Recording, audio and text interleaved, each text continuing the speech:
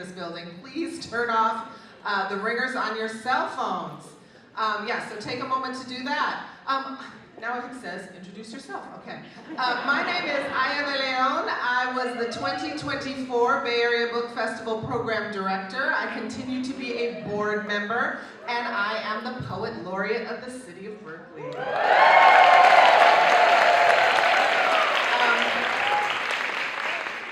So next up, I'm very excited to bring up, a woman who made history last year. The first woman of color mayor of the city of Berkeley. Please put your hands together for Mayor Adena Ishii.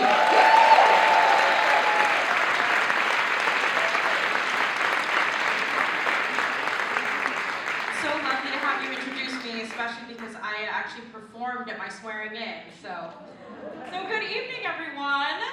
There we go. Very good. I'm Adena Ishii, Mayor of the City of Berkeley, and on behalf of the City of Berkeley, it is my great pleasure to welcome you to this opening headliner of the Bay Area Book Festival.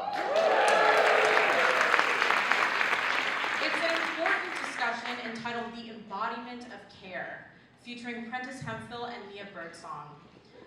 They're back there, they're waiting for you. Are you ready for them? Literature has always been a powerful force, not just for reflection, but for transformation. Stories shape the way we see the world and one another. They help us reimagine what's possible, challenge dominant narratives, and elevate voices that have too often been unheard. In that way, storytelling is not just art, it's civic engagement. It's how movements begin, how communities connect, and how democracy deepens. Our city is honored to host this incredible gathering of writers, thinkers, and readers. We're so proud that Berkeley, long a beacon for ideas, creativity, and community, is this year's home for the celebration of literature and dialogue. Thank you for being here to celebrate this 11th annual festival session in the beautiful Freight and Salvage. Thank you for supporting writers, ideas, and community here in Berkeley. Enjoy the conversation. I'm going to pass it back to Aya. Thank you so much.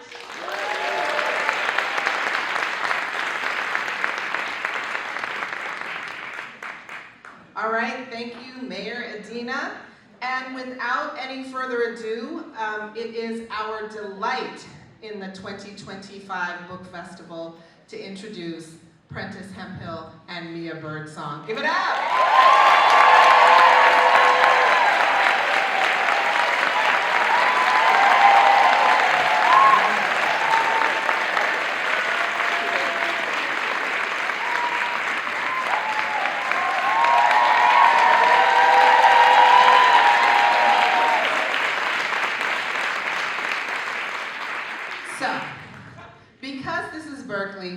We got to do it a little different than some of these other book festivals.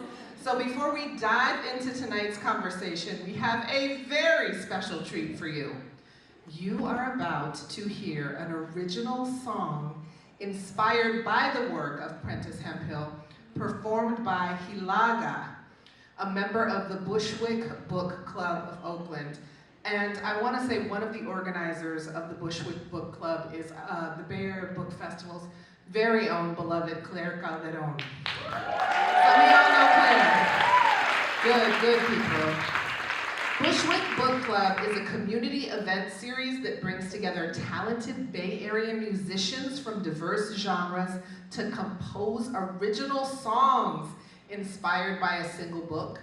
These songs are then shared in a live public setting, creating a unique musical dialogue. This year, the festival is partnering with Bushwick Book Club Oakland for each of our headliner events here at the Freight.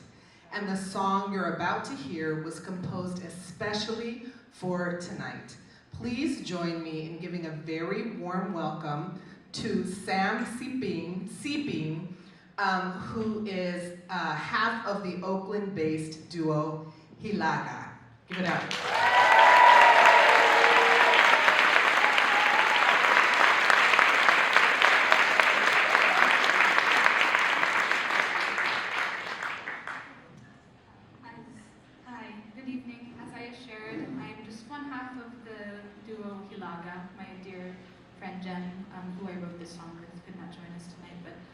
hold them dear in my heart. It's so beautiful. It's so wonderful to see all your beautiful faces. And this is a song that I have yet to title, but I promise it's done.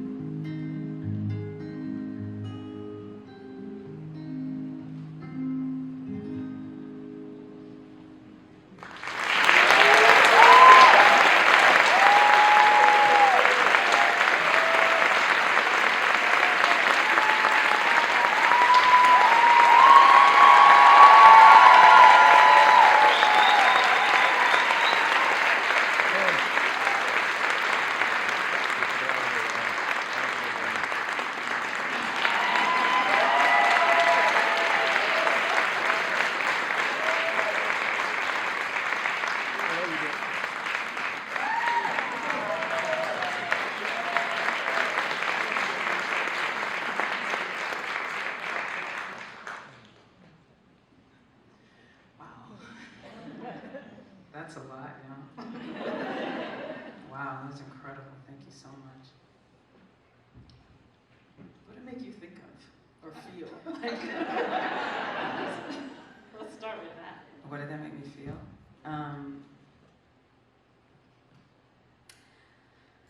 Well, if I knew how to play music, I probably would have written a song instead of a book. So I kind of felt, when you were sharing, I was like, oh yeah. That's kind of what I was trying to say.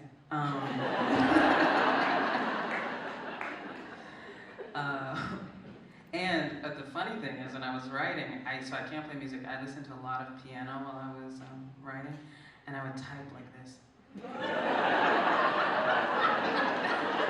I swear. but it helped me.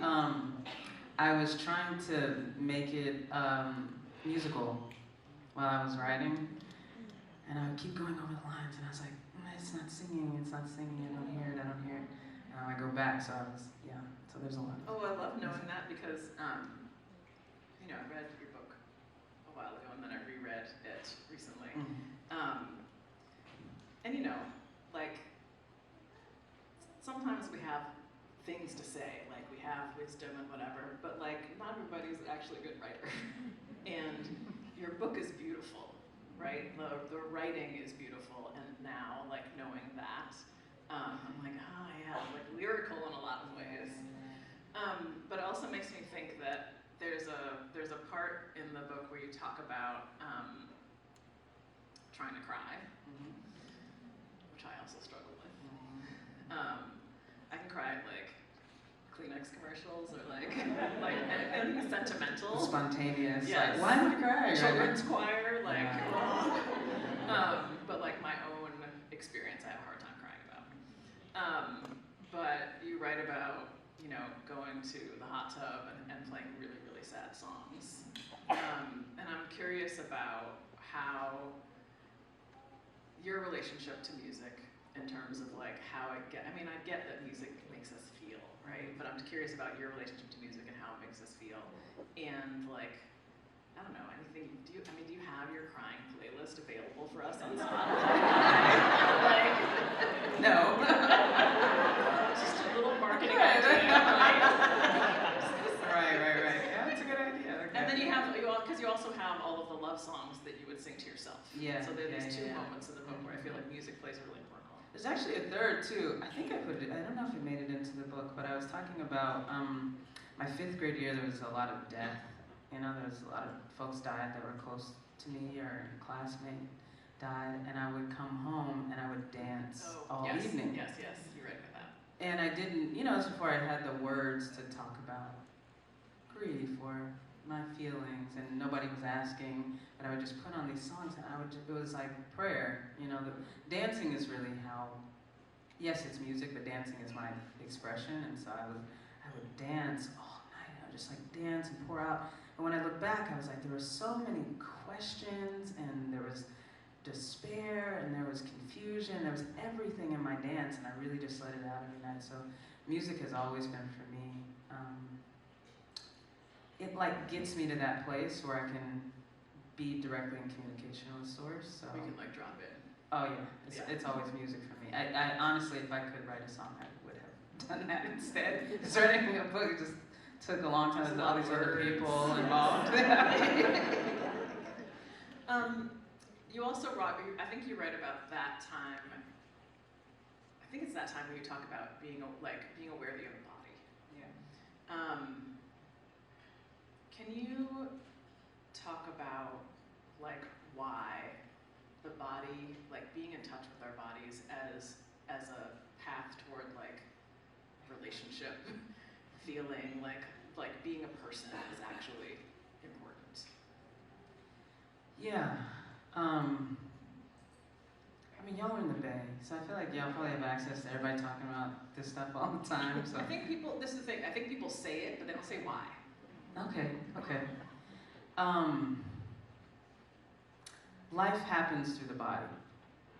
Your life. The life that you are living is happening through your experience, through your life, through the sensations of your life. You are making decisions and adapting and learning through your body, but it is the site of your life. And so why the body? In a way, for me, it's to live your life, to be in your life, to experience the texture of your life, which I think in a kind of separate conversation on spiritual level, I'm like, some of that is,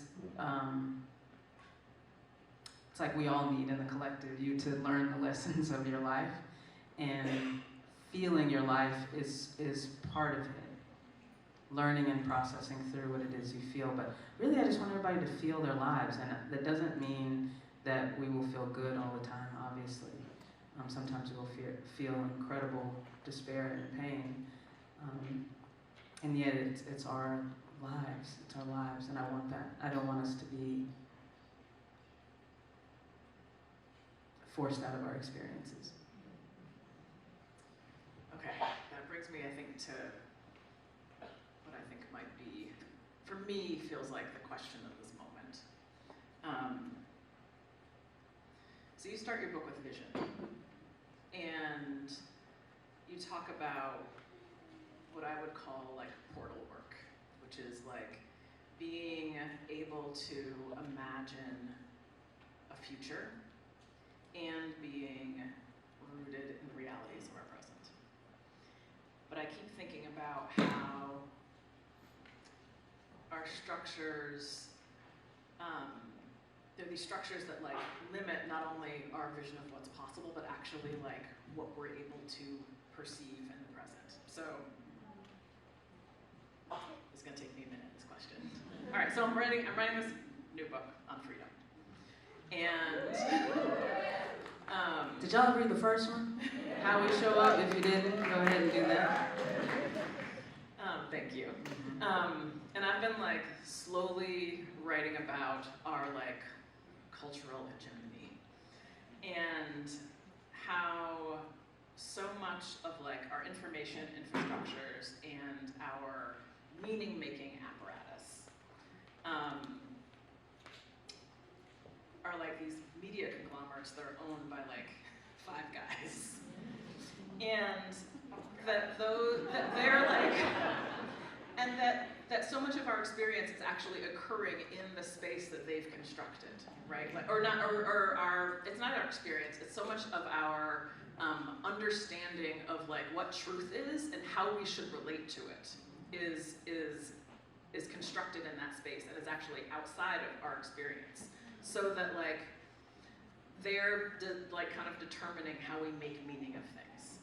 And because our attention is the commodity that they get to make money off of, anything that inspires fear or shock or anxiety or anger is pushed forward, right, in order to like capture our attention. And by capture I mean like hold captive, right? So there's that piece, and additionally, our imaginations have been contained in that space as well. Ruha Benjamin writes about this. Like something that we can absolutely accomplish that is as basic as, housing everybody, right, is seen as impossible or like unrealistic. But a billionaire can be like, I'm gonna, colonize Mars or build a luxury hotel that orbits the Earth. And it's like, okay, that can happen because imagination is for the wealthy and powerful. Okay, so, this is my analysis. So one, does that sound like, Yes. Okay. So, in the face of all of that, how do we recapture our actual experience and our capacity for making meaning of our current conditions and our capacity for imagining the expansive, beautiful future we deserve? I know that was a lot. Yeah.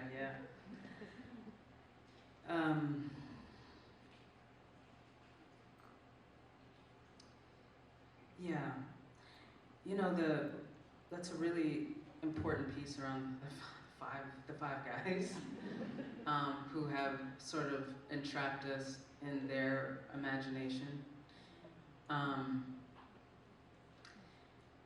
and how they can go, hey, I want to do this totally antisocial thing, and I'm just going to do it because I have the money and resources to do it. And a lot of us, I think what happens when we talk about a lot of these systems and history and all this stuff, the way I think about it is it's like clutter that starts to pile up. It's experiences, it's real, it's conditions. But the internal experience that I often have of these stories of other people's imaginations encroaching on mine is like this immense amount of clutter between my longing and what I'm able to create. So we talk about the capture of attention, and like there's just an immense amount of stuff that I can't orient, I can't find myself. If you ever tried to meditate after you've scrolled, after you've gone into a scrolling hole, where you're just like, ah, and then I was like, okay, I need to meditate. And you meditate, and your mind is like one of those like things that, what do you call those? Slot machine. Slot machine. Your mind's like,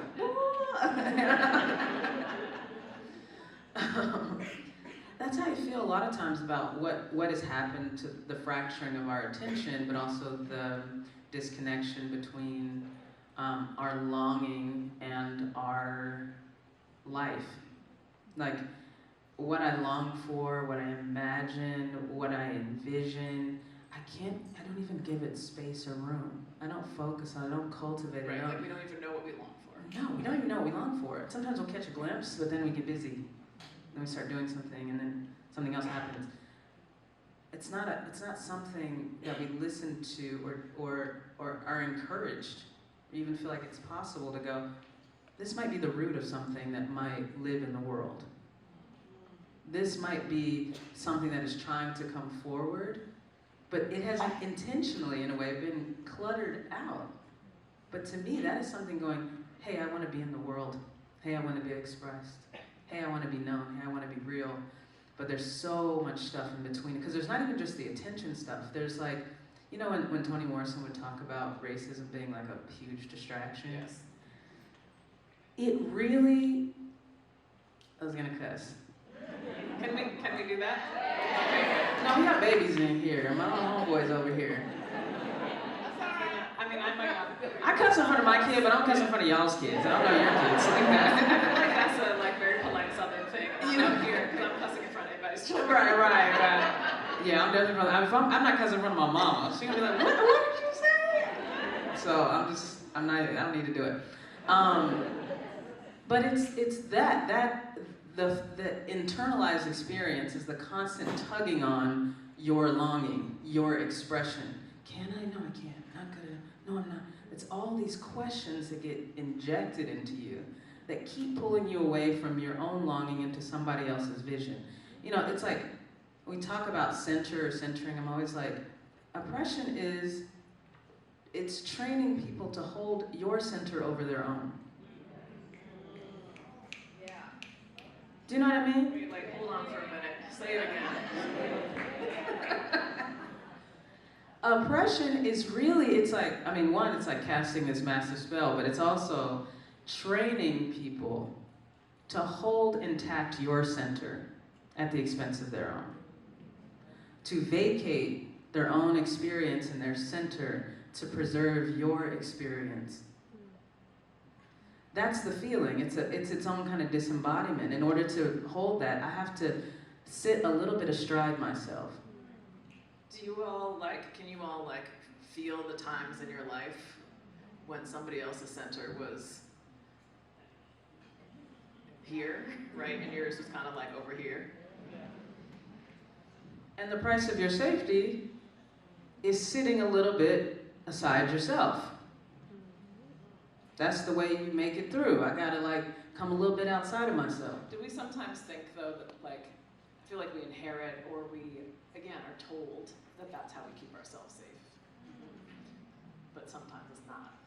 Of course. Right? Yeah, that's a trick. It's a trick. I mean, that's all a trick. But it is it has also, I mean, we also have to say, it has in some moments kept some people safe to figure out how to do that. I remember, this is a little bit of an aside, but in a somatic training years ago that I was in, I was getting some body work done, and I had this whole experience of my, can I talk weird? I'm in the Bay, so I feel like I can say it, right? I can just like bring what's real, okay? Some of y'all are like, what are you talking about? When I go to places like, no, let me not do that to those cities. Some cities I go to, they're like, but I had this experience of getting body work where my eyes were going in and out of focus. And I had this experience, did I put this in the book? I don't know. But I had this experience of realizing that somebody before me had learned how to dim the light in their eyes. Did I put that in there? Yes. And I woke up to it, and I was like, oh, but in doing that, they always longed for the day when I could focus my eyes. You said that they sent a prayer. prayer. There's a prayer in the act. Yes. I'm going to choose this for my own safety, Yes. but embedded in it is a prayer that one day someone after me will remember how to focus their eyes. Okay, so this longing, how do we actually get in touch with it?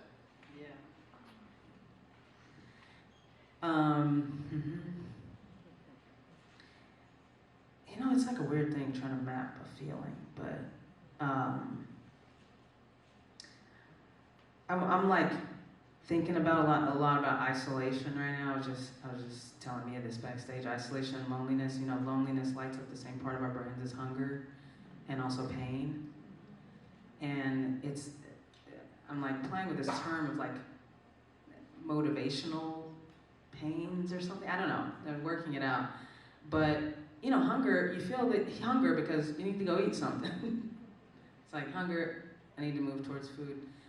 Loneliness is also saying I need to move towards connection. It lights up those same places. I'm feeling this pain so that I might move towards connection.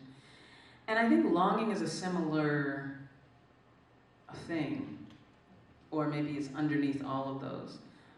It's like the pain, the realization that there's something that I'm missing, something that I want to see, something that I want to move towards, but it's like that little tinge you get right before you do something about it. And so a little bit, when we talk about longing, how do we get in touch with that? It's like following the feeling of the ache and not covering over the feeling of what you ache for, but letting that ache take up a little more space, I guess. Listening to that ache in you.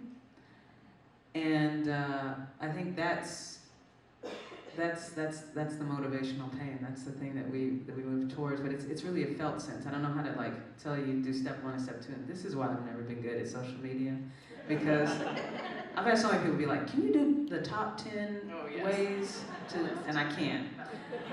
But I'm talking about that ache, that feeling that makes you scared to say it, because you know if you say it, it will change everything.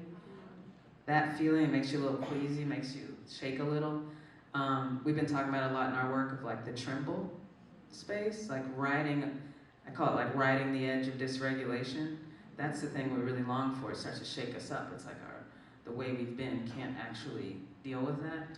Which is, I feel like, I want to just like lift that up because I think we're also in this moment where so much of what we're learning about how to be in touch with ourselves is about regulating, right?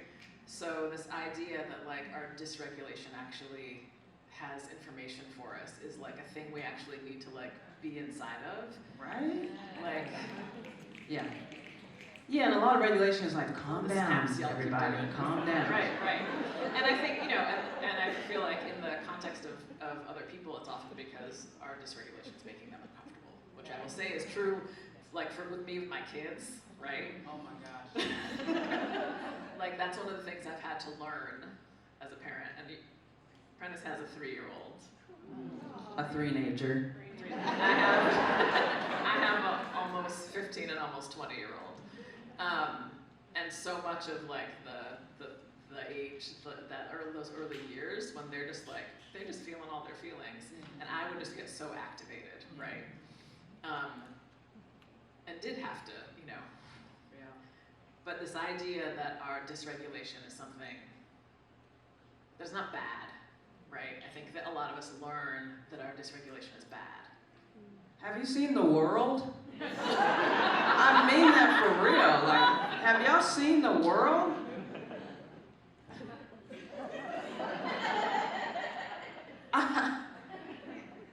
People ask me all the time, like, how do you stay so calm? I'm like, sorry, I was up last night sobbing because this world has broken my heart.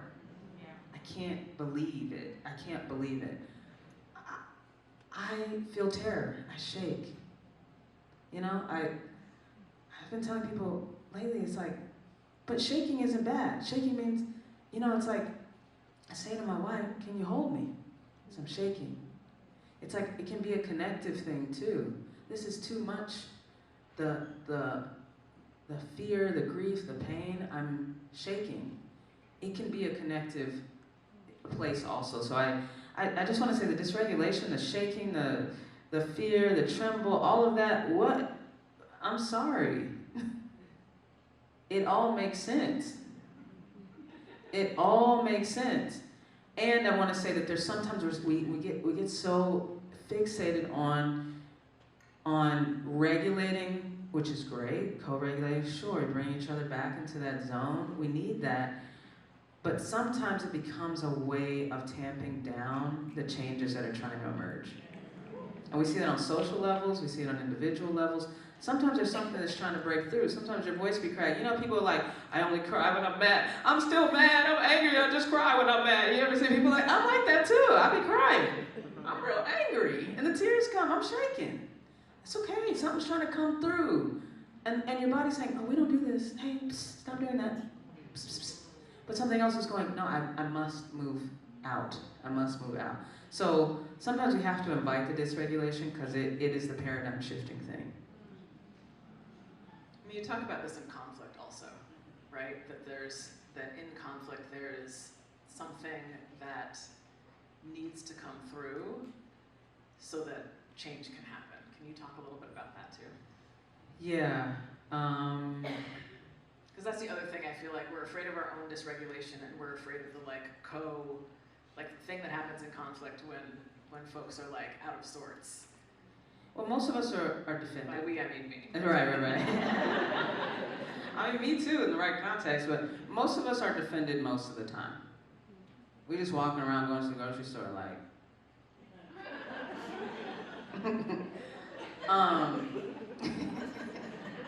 maybe not you. Some of y'all like, I don't know what you're talking about, but some of us are defended quite often. And say what that means. Okay, we are protecting ourselves in a real bodily sense, like we can be in some level of contraction, protecting, bracing against a potential injury. Some of that may be because we are moving with a bit of residue from a past encounter that hasn't been processed or moved through. And so we're moving through the world defended, and I think this gets encouraged, especially when you're talking about how often we are in our reactive states. We're encouraged to be in reactive states, or we're consuming so much that we become on edge. I mean, that really deeply affects us. But it's going to produce a kind of defendedness in the body, or reactivity, I guess you could say it that way, a reactivity. And so when conflict happens, most of the time we're trying to defend ourselves. And that makes a lot of sense, if that's the stance that you're in. And at the same time, there's something that, this isn't easy to do. I'm not saying like, this is easy, I'm gonna tell you how to do it and you're gonna do it. But part of the work, I think, for a lot of us in this moment is to cultivate a self that is capable of changing. That knows that change will and must happen. That relationships will cause you to change. And that's the point. And so when we are reactive, when we are defensive, we are also defending ourselves against learning new things about ourselves, learning new things about the relationship, expressing things that we might feel that we're burying. It forecloses certain relational moves that are actually necessary for all people involved to grow and transform and get the learning of the relationship. So I think conflict is, we struggle with it so often because we're going into it with a real self-preservation. Now I understand why, and it makes sense on a level, but there are multiple dimensions at which the conflict is happening. So do you have access to the dimension where you can both make mistakes, where you can change, maybe it's just 3 things, I don't know, where you can say something, you can say the thing that changes everything, that like vulnerable space. So we get really focused on conflict, but it's because we don't understand ourselves as in process, and we don't understand the relationships are the vehicle through which we change and grow. This is reminding me of sometimes that one of the things you write about conflict is that like we need to say the thing that is like feels dangerous and like but is true. And I'm a Sagittarius. I don't really follow astrology, but it seems on brand. I'm a Sagittarius. It reminds me of this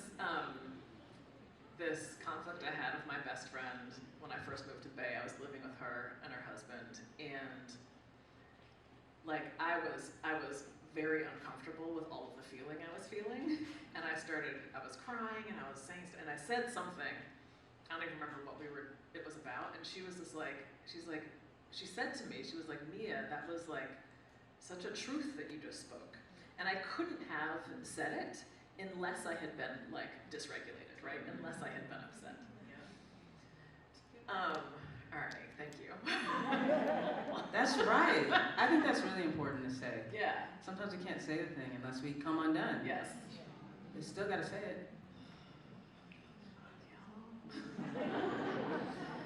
So, okay, you also talk a lot about practice, and I feel like so much of the context that I have in our relationship is like in practice.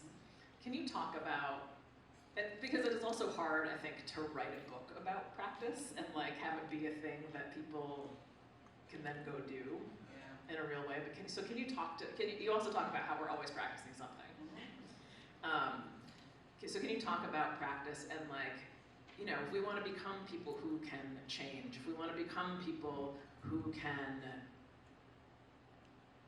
hold, like, be less afraid of our own dysregulation, right? Like, what do we need to be practicing? These people want practical shit right now.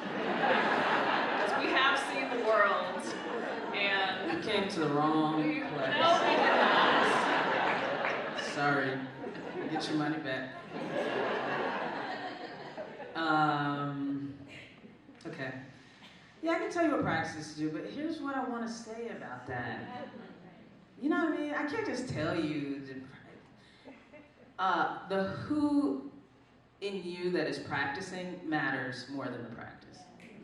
Do you know what I'm saying? No, what does that mean? I feel like it snaps. Some of y'all feel me, some of y'all feel me. That's great. Say more. I will, let me get in there. It's just a statement, I guess that's my thesis statement. I mean, a lot of people are like, what are the practices you do? I say sensory, meditation, all these things. But it really matters with what level of attention. One of my good friends, Sindola Diamina, who's an organizer in North Carolina, talks about devotion. Bringing devotion to the practices that you do. With what level of presence, primarily, are you bringing to the practice? Because a lot of people can fill up your day, your life with practices, but if you are never there for them, they will not do their work. If you do whatever it is, if you intellectualize it, whatever your strategy is for being there and not being there, you can do the practice without it actually being transformative. So the deeper practice, I think with whatever practice you do, what you will find that inside of that is actually the practice of cultivating presence. Doesn't matter what you're doing. The practice is being there for it. The practice is allowing more of yourself to be present. So meditation helps because you can sit there and you're like, okay, I'm physically going nowhere, and yet I am everywhere in the world. I'm across time and space. I'm everywhere but here. And you start to see, oh, this is what I do to avoid here. This is what I focus on. This is what I get preoccupied with. The practice is confronting the obstacles that keep you away from presence. That's what all practice is. You sit on the mat every day and you go, oh, what's here keeping me from being here?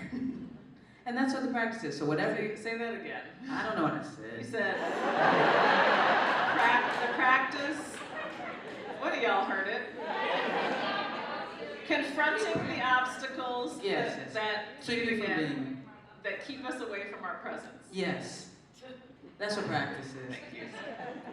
And so a lot of times we practice those things that keep us away. Like one time we figured out that if I distracted myself by thinking about this other thing, I could withstand something that I didn't really want to do. And so over time you start refining that. You're really good at that practice. Okay, I'm not paying attention anymore to this. Or I'm going to do whatever my coping is. It becomes more and more practice. And the thing is, when we talk about embodiment, it becomes so practiced that you don't have to think about it anymore. Your body goes, oh, this is similar to that thing, so I'm just going to do my coping right now. Because you practiced it really well. So when we intentionally practice, we do something with, y'all aren't going to like this word. I'm going to say, I'm going to shake it up right now. Discipline. I'm going to say that word. And y'all can be mad. You can be mad. I'm not talking about force. Yes. I'm talking about the cultivation of presence, which requires, like Sindolo said, a devotion. Pulling your whole body into it. To sit with the tensions, the pain, the longings, all of that, and discovering more about who you are through the practice. So, what should you do? You should center, but don't just do the things and center. You should do it in order to bring more of yourself there. You can meditate, but don't just sit on the mat. You do it in order to bring more of yourself there. You can do all kinds of practices, but you don't just do it to do the motions. And a lot of us in this society in particular pay more attention to the outside of things. But there's a dimension inside that really matters a whole lot. So it's not exactly the form, it's the experience inside of it. So that's what I want to say about practice, and that's why I can't make one of those lists. I have 15 minutes total, or 2? Okay, all right. That was so quick. Go fast. All right, do y'all have questions? I know you have questions. I know what some of your questions are. But do you have any you want to ask yourself? I'm going to ask one of the questions I know. So one of the questions that came up, and I have this question as well, is like, we're doing this work to heal our personal stuff, our like generational stuff, but it's not as if the trauma is stopping, right? Like we exist in this dumpster fire. What do we do with that? Like how do we, I mean, I feel like I have a question about how do we not let new traumas like settle in us? And how do we think about healing? I mean, you talk about, like healing is not, it's not like you go get there, right? It is actually a way of, it's a process. It's a thing we will do our whole lives. Yeah. So maybe it's about like our orientation to it, but like in this moment, it feels particularly important to understand how we're going to like, not just like deteriorate because everything gets piled up on us. Yeah. So I don't have the answer. I'm going to be real about this moment. I have some thoughts. I agree that it is not I think we have to pull the achievement piece out of it. Like we've got to heal our trauma. And we'll like, you know, get the high score or whatever it is that we're trying to do. It is to me an orientation to oneself and to relationship. It doesn't mean, I mean, we've brought in generational trauma because it's real, it shows up in our lives, but then we're all like, okay, I'm gonna heal everything that ever happened in my lineage. Probably not. Probably not in this life. It's an orientation. And that's where we fall into those traps of individualism and kind of trap, you know, we don't see it coming, then we fall down the trap door. Like a hero that's gonna like Yeah, heal I'm the the whole hero of thing. my whole lineage, and I'm gonna heal everything. You're gonna do the best you can, and that's it. It's the whole thing. For real.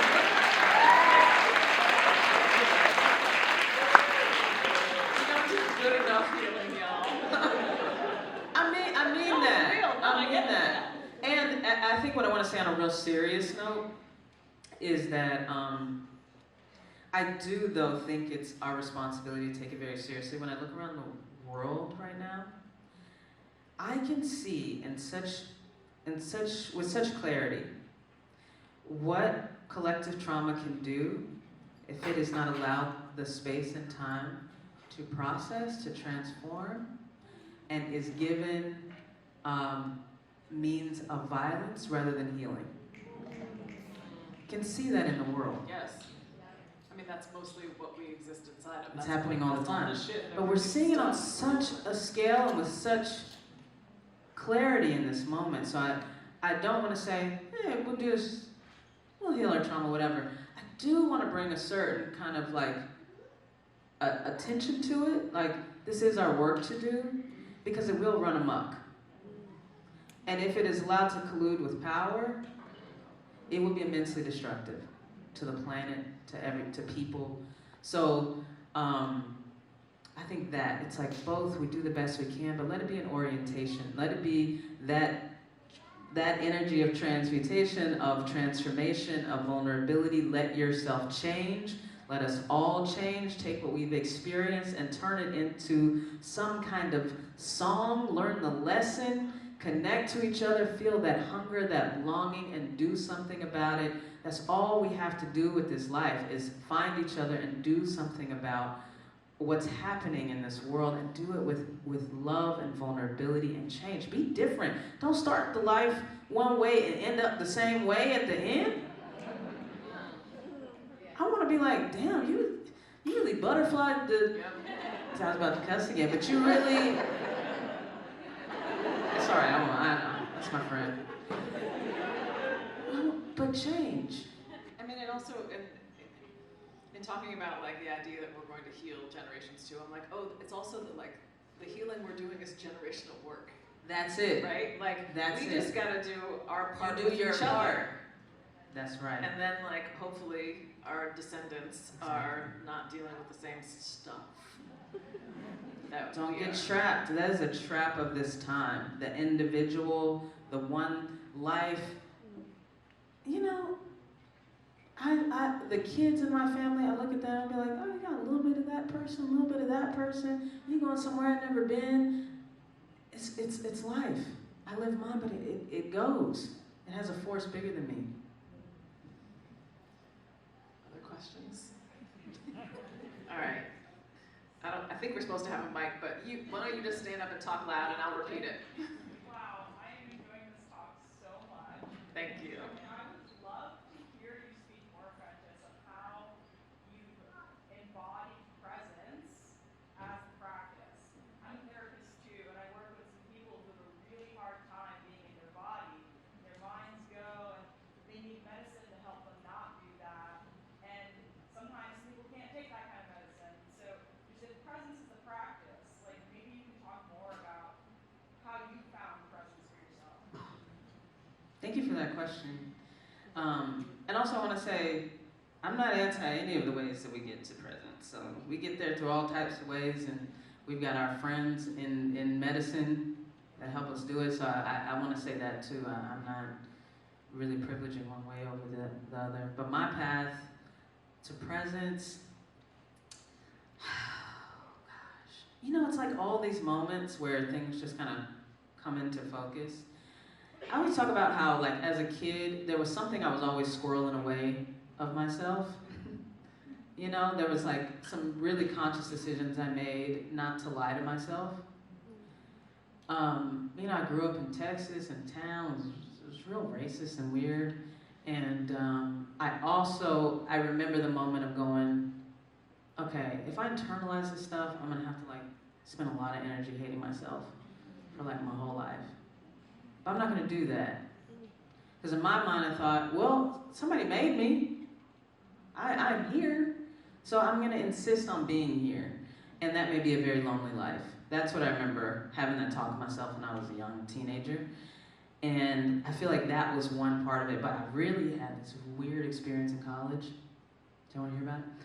Where I was not high that time.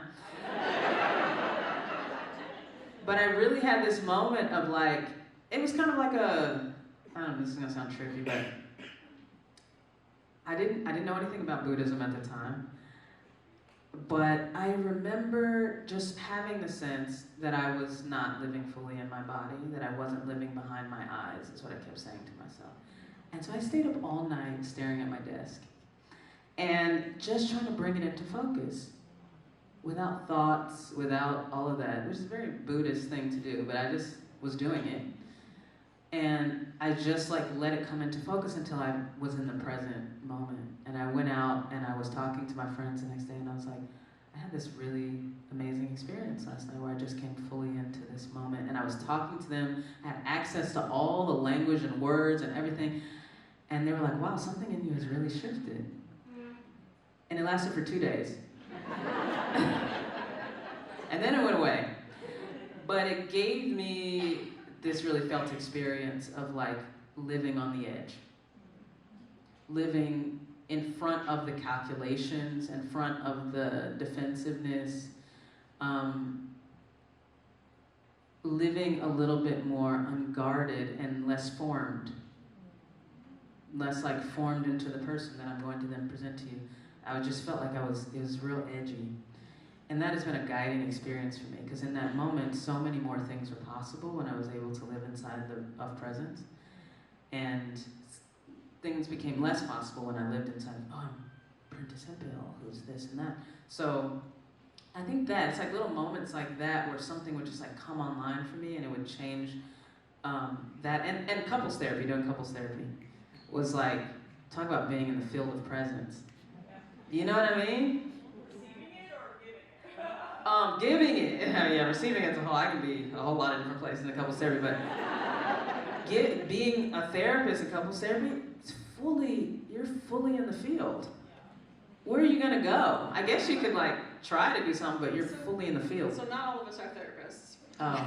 And This is the day though, aren't most of you therapists? Raise your hand if you're a therapist in here. Exactly.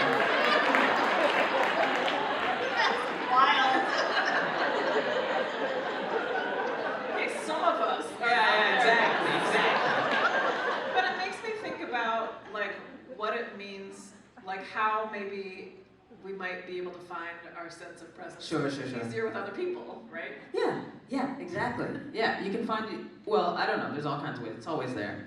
But yeah, that might be a way to find it where it's like, how can I interact in a way that is not calculated, premeditated, is fully in the field? I really have a sense that the field of presence is the field that is just outside of what the system can capture. And I'm always like, me in the field of presence, y'all, let's plot and plan there. In presence, where everything is accessible to us. So I'm like, more of us cultivating that. And I really feel like for me, the key is just not being fearful of like if I'm shaking, if I'm scared, if I'm weird, if I'm unsure, it's like, yeah. Not resisting any of that, to me, is what presence feels like. Just non-resistance. Love that, thank you. Yes, go ahead, right there, over there. Right, that hand, lady with the glasses, yes. Person with the glasses, sorry. Hi. So my partner's father died many years ago, so I never met him, but everyone always says he lived life to the fullest. And I always ask, like, well, what does that mean? And so I guess I'm maybe drifting into more of the practical, but when you say like recapturing our own imagination or living in, like how? How do we do that in between, you know, going to our soul-sucking jobs and doing laundry and dropping our kids off at school and, you know, like where do we do that? Like, how do we even begin? It's a great question, though I have utilized my imagination most at my soul-sucking jobs, to be honest with you. I've been very imaginative in those places. So you're not going to have me here for 8 hours. I'm imagining a lot.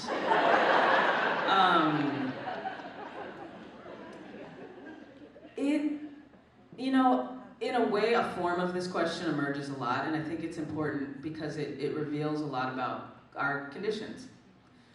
And I think the question is both about time and not about time. And that's sort of the best that I can answer it. It is both about conditions that are intending to take away your time and ability to imagine in that time. You're tired or whatever it is, it's like that is it's intending to squeeze you out of that space. That is real. And it is also not about time, in that in everything you do, there is a way to find that pulse of aliveness and freedom. I'm not saying it's easy to do, and I think increasingly not easy to do intentionally, but it is still there to do. So yeah, it's like, how do I do that when my resources are depleted? I mean, some of this, I feel like Mia's work in particular is like breaking up. I mean, if y'all haven't read Mia's book for real, How We Show Up, there's so many lessons. I was just telling her backstage, there's lessons about parenting for me, like how I even think about my family and community, the valves I have to release some of the pressure, like, yeah, asking someone, can you hang out with do you want to hang out with this person? Like my friend Angel be hanging out with my kid. Do you know what that does for me? Just to have an hour to just think and look at my partner and be like, what have you been doing? What did you been thinking about over there?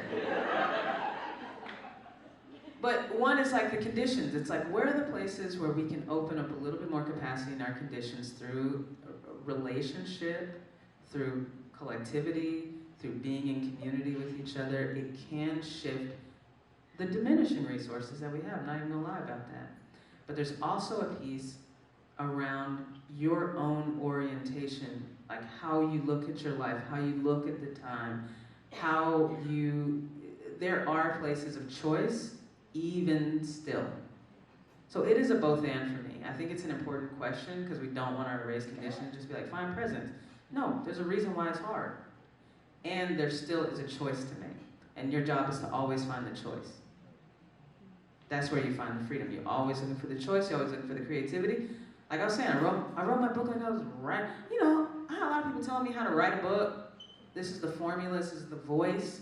I'm like, I'm gonna pretend like I'm playing the piano and singing a song, and it's gotta sing, and it's gotta have rhythm to it. It's how you do your whole life. How you spend time with your kids. How you look at your partner. Maybe you don't get to talk to them that much, but you'd be like, now you look good today. There's a little something, a little razzle-dazzle on it. You have to do that. Show up in your life with that kind of attention. Where can I find the openings? How can I move towards aliveness so that I'm not moving towards kind of habitually that which is trying to diminish my aliveness? You find those little sparks and cracks. I also feel like there's a loop that happens, like the more presence you have, the more, like I feel like I experience awe more in my, like I was just distracted by this flower a minute ago. I was like, oh my God, the shades of pink in it were just, I was like, oh.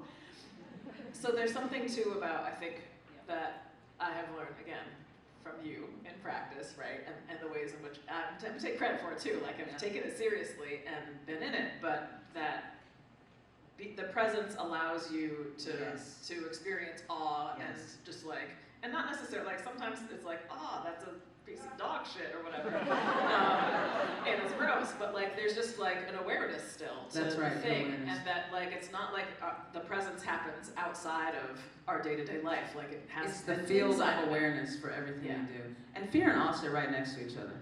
They feel very similar to each other. Say that again. Fear and awe sit right next to each other. They feel so similar. It's that feeling, Yes. It's like amazement, like at something much. Yes. It's like you could overtake me. Oh wow. Apparently, we have much more time than. What did you just say? We got more time than we thought we did. Okay, that's okay. Keep going. That's what presence will do. I'm gonna ask more of my questions on some time that wasn't there before.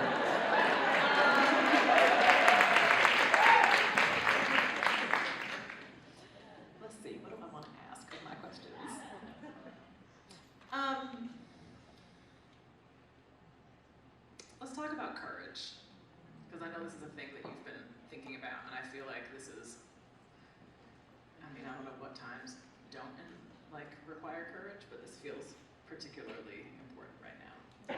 So like, what is it really? I think it's what happens when we ride that edge of dysregulation and choose something bigger than what was here before. It's like, I had this moment one day I was working, I was just thinking about, I'd be drawing just scribbles, and this connection, this weird stuff like that.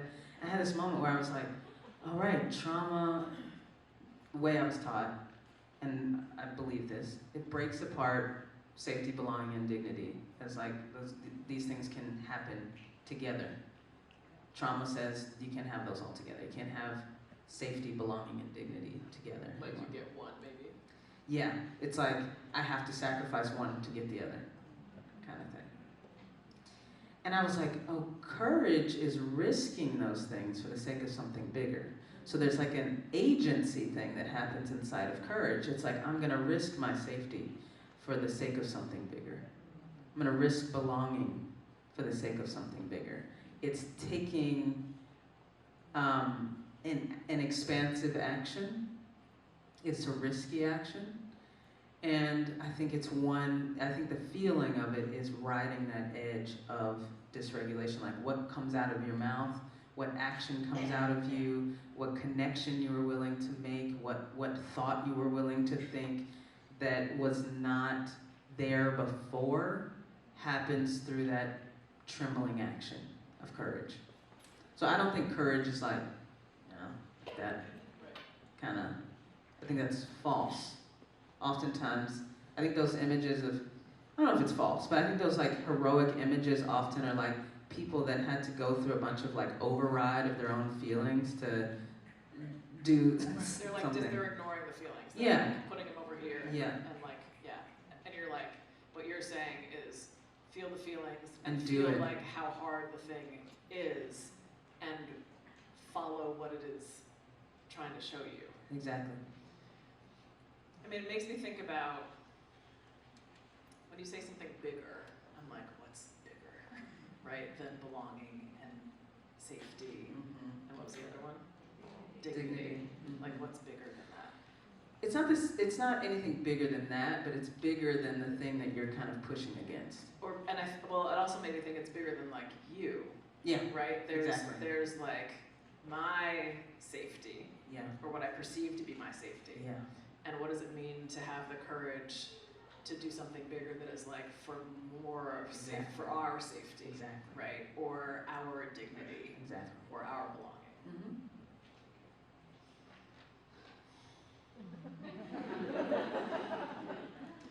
Can I ask you to lead us in a little practice?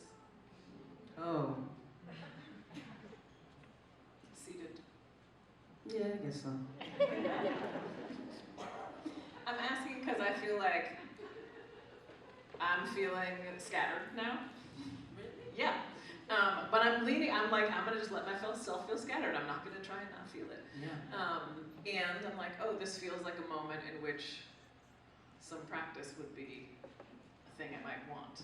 Sure, let's do it. So. Right, seated. And remember, the practice is not to look a certain way. It's not to look really centered. I see that when I teach a lot. People are like,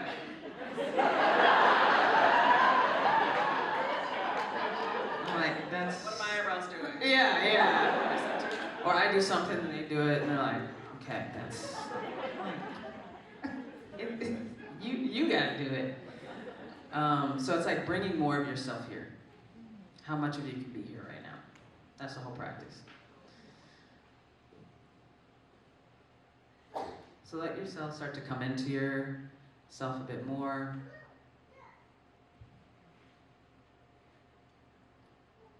Notice what's here. We just start to make room in our awareness and our bodies for whatever it is that we feel, whatever it is that we think right now.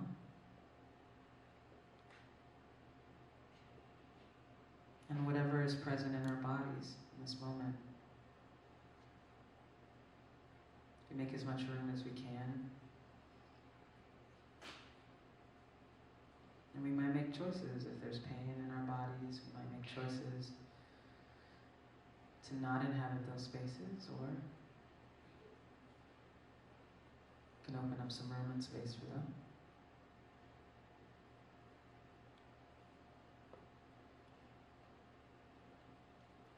And keep letting yourself come into this moment, into this room, into this place, into this breath.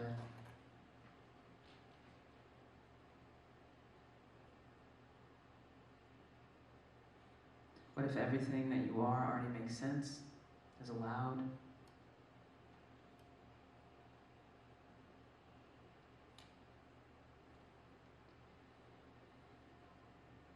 And we feel into our centers, which we talk about as that pelvic bowl place, and I think about as my anchoring place.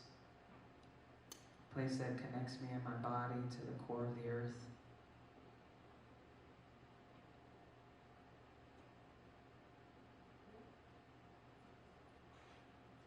That place that moves in my body but also has an immovable quality to it.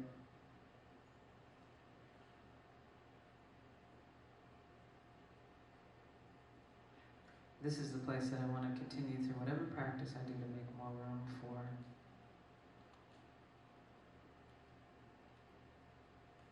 This place that experiences all of it, that witnesses all of it.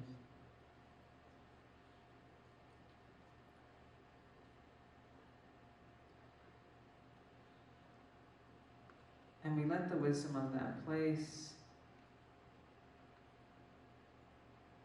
help us in exploring our length. And really, it's a dimensional exploration. It's not like a ruler, but exploring the length of our body in space. And none of these dimensions, it's not a competitive practice, so we're really just getting familiar with ourselves. What's the verticality of you? What are the decisions you're making along your vertical line? Are there places where you're hiding, shrinking? Places where you're expanding, elongating? And you don't have to get too much in the stories of it. Just get curious if there's something different that's wanted there or not.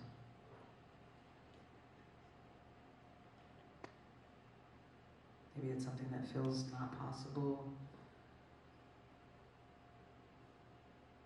Maybe it's something you've been wanting to do all day.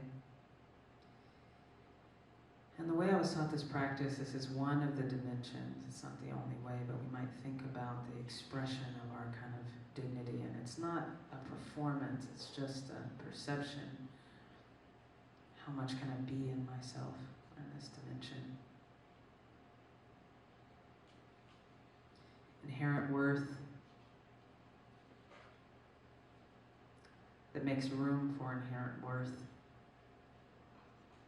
in all life and all beings. It doesn't need to power over, to feel your own value.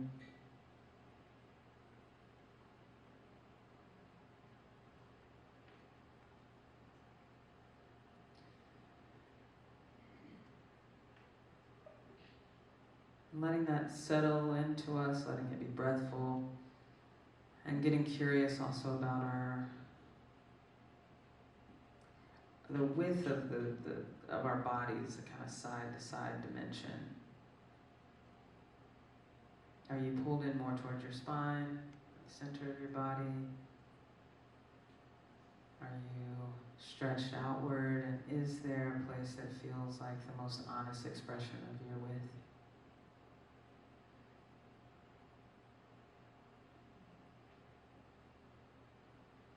You don't have to effort to do it. That's what we're really looking for, is like, what's the minimal effort? You can just be yourself. So you might soften your face, your collarbone, chest, belly, pelvis, legs. Along that plane, inviting more breath, movement, flow, water, the fluid in our bodies to be there. And we can do the same invitation front to back. And I kind of blend these so that the width is kind of like connection. Can we be available for connection? Can somebody get to know me? Can I get to know them? Can I let myself be impacted? And can I let myself be known? And front to back, it's like understanding yourself and that lineage, moving out of that individual. So can I feel what's behind me? What comes before me? Dropping into my back body.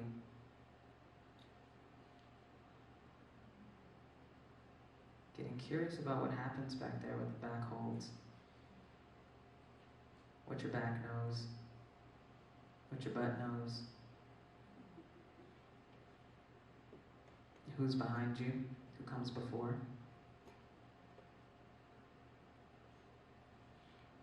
Who left you lessons that live in your body now?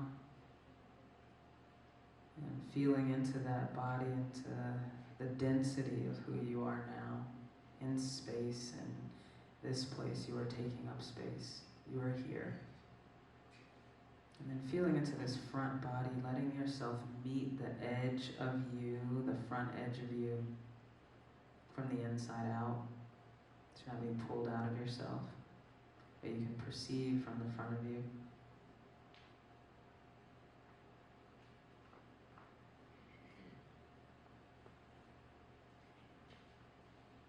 This is kind of the dimension of time in your body.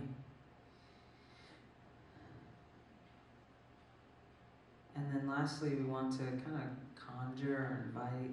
I kind of imagine there's like a cauldron in my belly. What do you care about? What's in that bowl? What do you care about? We talked about longing and vision. What do you see? What do you know?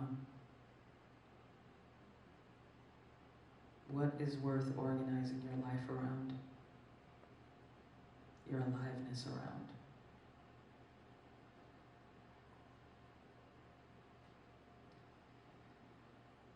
Breathing with that.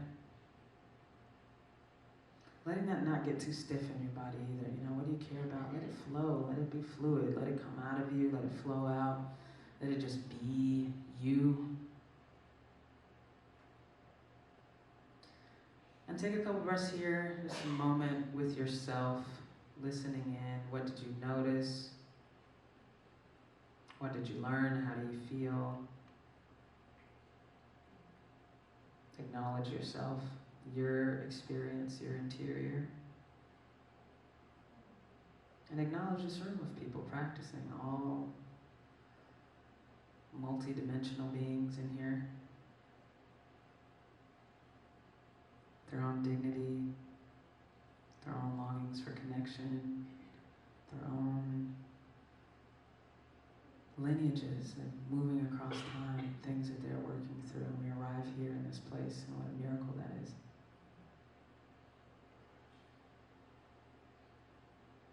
Just bring yourself back. I always say bring yourself back in the room. The point is to be in the room. You're already in the room, but just can open our eyes and bring our attention here. Thank you.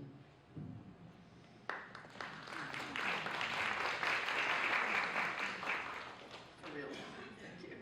Oh, wow. Time is Interesting.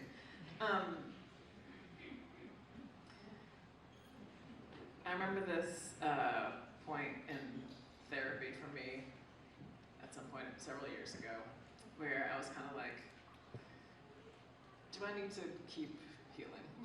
Like, I feel like I'm kind of good. Like, what? Like, do I? And part of it is that I think there's this both a reality but also a story, right? That healing is like hard and traumatic, and you got to deal with stuff, and it's just like painful, and my therapist got me to agree to continue because she was like, it'll make you a better parent. And I was like,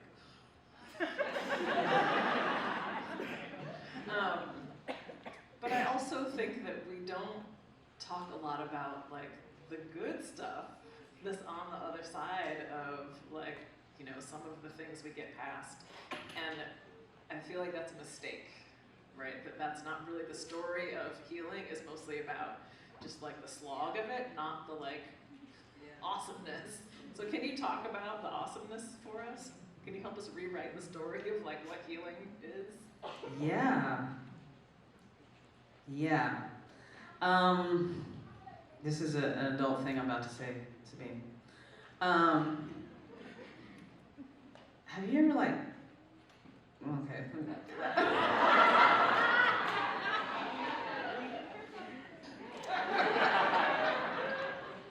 Maybe you have. Okay, what I will say, I'll say it in a nicer way. The capacity for intimacy and connection is incredible.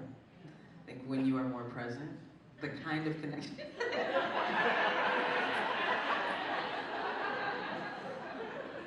Sorry, I was being bad, and now I can't get out of it. Also,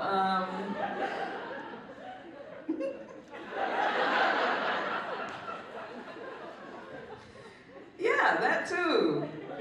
Everything. Connection, intimacy. I think you get in touch with your brilliance, like what it is you are.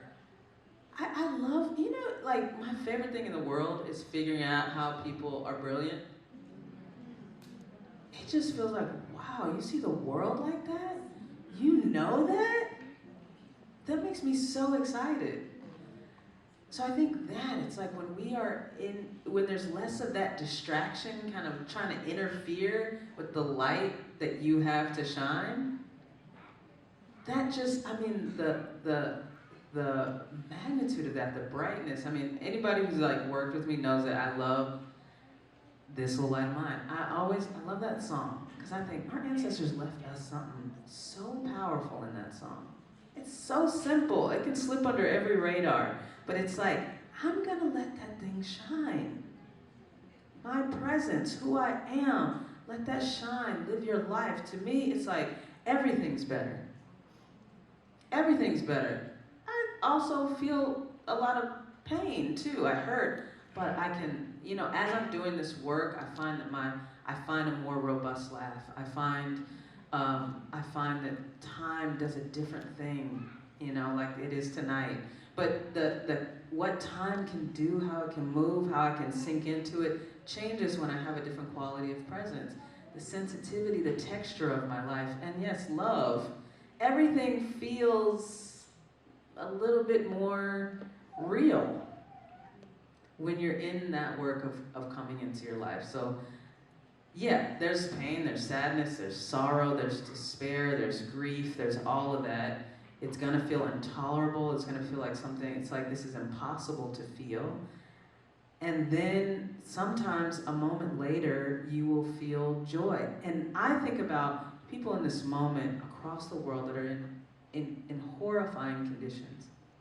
I think about, I was watching something about kids in Gaza and the like ways that people are lifting their spirits, you know, like clown shows, and I've just been really, I want to think about this, look at this, because people are, even in, horrifying conditions, horrifying violence, people are loving each other, they're smiling at each other. I think about our ancestors, right? Like they were making music, they were like, all kinds of. Where my house is located, it's like, it was part of this plantation system where I live in North Carolina. And I was walking through the woods and I was like, oh wow, my ancestors went to, and I was like, my ancestors probably made love at these trees. They were probably like flirting with each other, like, what's up? All kinds of, life was happening. So I think that's part of it. Life is the full range of experience. The problem is that the way that suffering is distributed throughout this world, the intentionality of that, the violence of that, and at the same time, life keeps doing its thing. Joy keeps doing its thing. Awe keeps doing its thing. And those are the threads that we keep pulling on and we keep following that take us into some other time and some other moment. So, yeah, it's always there. Thank you. Thank you.